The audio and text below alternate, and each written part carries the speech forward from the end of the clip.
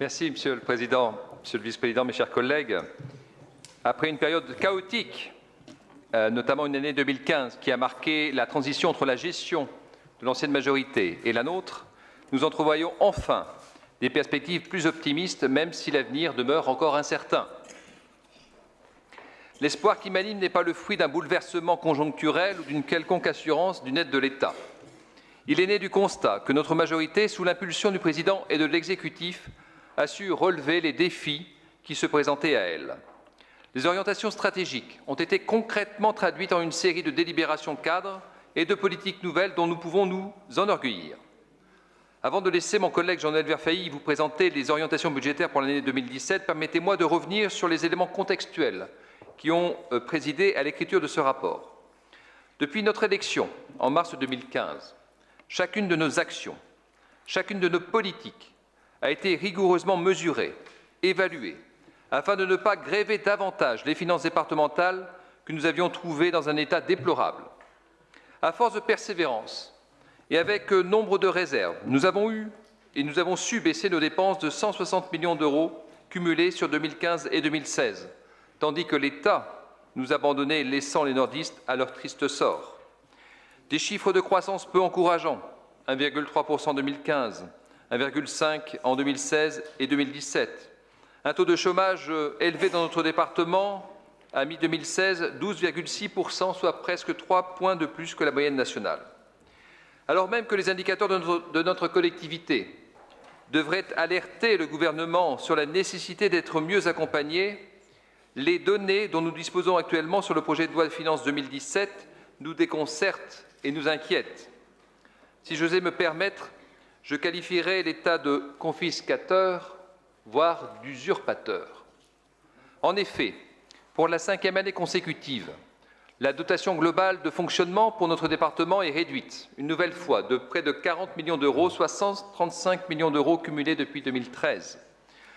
Surprise des plus désagréables, la DGF n'est pas la seule concernée par des baisses, moins 8,4 millions d'euros sur la dotation de compensation de la réforme de la taxe professionnelle, nouvelle variable d'ajustement national alors qu'elle avait justement été mise en place pour les collectivités lésées par la réforme de la taxe professionnelle, moins 1,4 million d'euros d'allocations compensatrices de la taxe d'habitation sans justification, sans parler de ce qui nous attend du côté du FMDI, Fonds de mobilisation départementale pour l'insertion.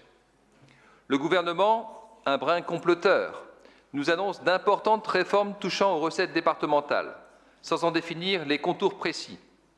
Concernant le FMDI, si sa volonté de mieux cibler les efforts des départements, chef de file des politiques d'insertion, est louable, rappelons que depuis 2014, ce fonds n'a cessé de s'amenuiser.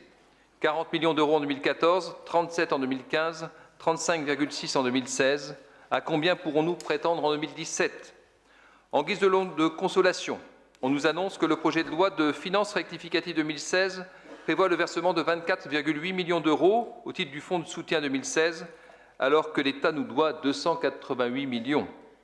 Et si l'on ajoute les 11 millions d'euros de compensation versés en 2015, on n'atteint même pas le montant d'un mois de RSA. Si le gouvernement socialiste, en bien mauvaise posture pour les échéances électorales de 2017, cherche à s'attirer les faveurs des exécutifs départementaux, il a encore fort à faire. Malheureusement, toutes ces données ne sont pas nouvelles. Depuis 2012, les départements sont devenus la variable d'ajustement national, au même titre que les communes. L'État se complaît dans ce rôle de fossoyeur qu'il exécute à grand renfort de coupes budgétaires. Dans le Nord, il a même bénéficié d'une fervente collaboration de nos prédécesseurs. Nos efforts nous ont permis d'éviter le pire et d'écarter la menace de la mise sous tutelle. Le taux d'épargne brute à 3,89% en fin 2015 s'élève à 8,43% fin 2016. En un an, nous avons réduit la capacité de désendettement de plus de 7 ans. Ces ratios ont été rendus possibles grâce à la détermination de l'exécutif à fixer de nouvelles orientations dans tous les domaines, sur toutes les compétences départementales. Mise en place des CEPOM pour les établissements d'hébergement, rééquilibrage des subventions à destination des structures, réduction de la masse salariale, mise en place d'une véritable politique d'insertion professionnelle, contrôle des droits et devoirs des allocataires du RSA. La culture de la recette a permis de régler les arriérés accumulés par nos prédécesseurs. Les 2 décisions modificatives que nous avons votées en sont l'illustration. Dans notre volonté de ne pas abandonner les territoires, d'avoir un département bien équilibré. Nous avons remis en œuvre une véritable politique de soutien et d'appui aux collectivités locales afin d'améliorer l'aménagement de notre Nord tout entier. Nous avons ainsi agi sur toutes les compétences, actionné l'ensemble des leviers à notre disposition pour réduire la voilure des dépenses. Le rapport d'orientation budgétaire précise que ces premiers chantiers ont pour objectif d'assainir la situation financière du département pour s'éloigner au plus vite du seuil d'alerte. Nous n'avons pas là à rougir de nos efforts, lesquels ont permis de sauver notre collectivité, le département du Nord. Plutôt que d'être spectateurs de son déclin, nous choisissons d'être un acteur de son destin. Je vous remercie. Merci, M. Bonnet. Belle conclusion. Je passe